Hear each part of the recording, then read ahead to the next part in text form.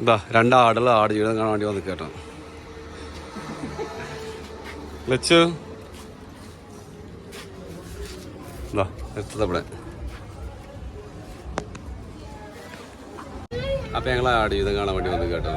അപ്പം ഞങ്ങൾ ഇതിൻ്റെ പടത്തിൻ്റെ എങ്ങനെയുണ്ട് എക്സ്പീരിയൻസ് ഞങ്ങൾ പടം കഴിഞ്ഞിട്ട് പറഞ്ഞുതരാം അല്ലേ.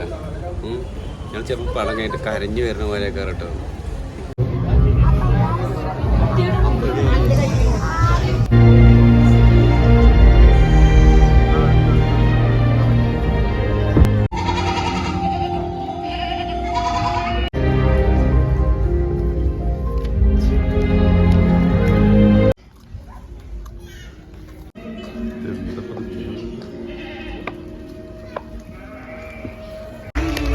നല്ല സ്വീകരിക്കുന്നു.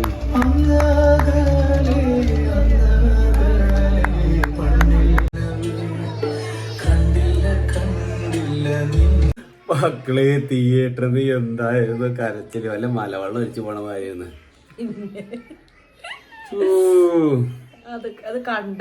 അത് സിനിമ അല്ലേ, എനിക്കിങ്ങനെ പോകാൻ നിക്കണോ? നമ്മളത് അനുഭവിച്ച മാതിരി നമുക്ക് തോന്നും. നമുക്ക് കണ്ടങ്ങനെ ഫീൽ ചെയ്യുന്ന പറഞ്ഞത് അനുഭവിച്ചതല്ല. നിങ്ങള് കരഞ്ഞ നിങ്ങളെ മനസ്സ് കരിങ്കല്ലാണ്. അതേമാതിരി പടം നല്ല വൃത്തിയായിട്ട് ചെയ്തു കേട്ടോ, അടിപൊളിയായിട്ട് എടുത്തിട്ടുണ്ട്.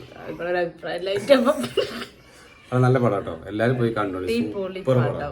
എന്താണ് വെച്ചിട്ടാ അടിപൊളി പടം, കരഞ്ഞു പോകും അത് കണ്ടാല്. ലാസ്റ്റ് സീനൊക്കെ ഉണ്ടല്ലോ, വെള്ളം കിട്ടാണ്ട മരിക്കണൊക്കെ.